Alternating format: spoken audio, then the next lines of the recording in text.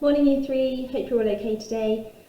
Today for whole class reading we are going to be starting a new book called Stone Girl, Bone Girl, and it's a book all about Mary Anning and her life.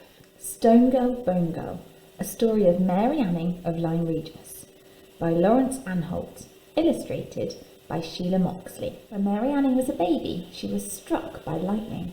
It split a huge elm tree and threw Mary right out of her nurse's arms. Her father was in his carpenter's shop when he heard the terrible news. He dropped his hammer and ran through the stormy streets of Lyme Regis. Gently, he lifted the limp body of his little daughter, and his tears flowed like rain. But then, an extraordinary thing happened. Mary Anning slowly opened her eyes. She reached out a tiny hand and touched the amazed face of her father. And the little girl began to smile.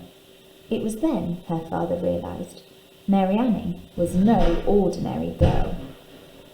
The years rolled by like waves. Mary grew into a clever girl. A mind as quick as lightning, her mother teased. Mary had few friends except her father, whom she adored. Like everyone else in the town, she called him Pepper because of his speckled beard.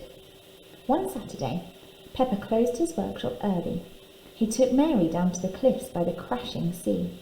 She held tightly to his hand because she knew how dangerous it could be. The clay cliffs at Lyme Regis are soft as melting chocolate. Mary had sometimes seen huge slabs of land slipping and tumbling to the beach below. Pepper had stories of whole fields on the cliff tops which had disappeared beneath the feet of the grazing cattle. He knew a place, he said, where half a farmhouse sat balanced on the cliff edge. He and his quarryman friend had peered over and seen the remains of the kitchen and even the garden gate smashed to splinters on the rocks below.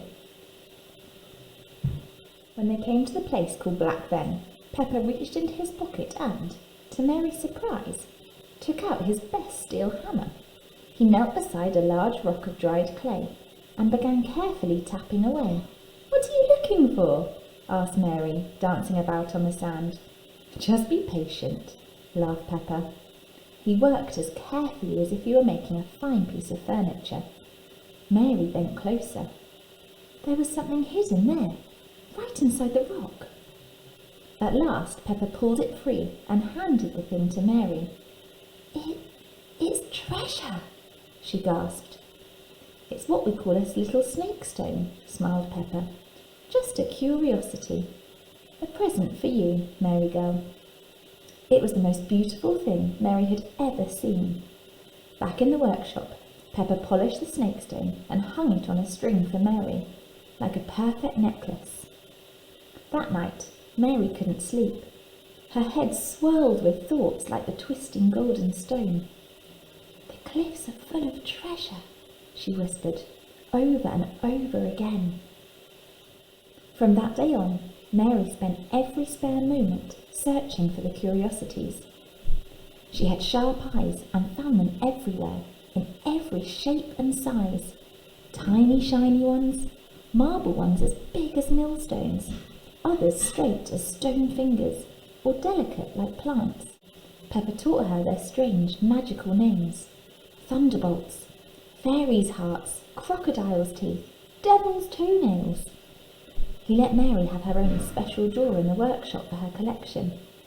But the other children laughed and teased when they saw Mary hunting near the cliffs.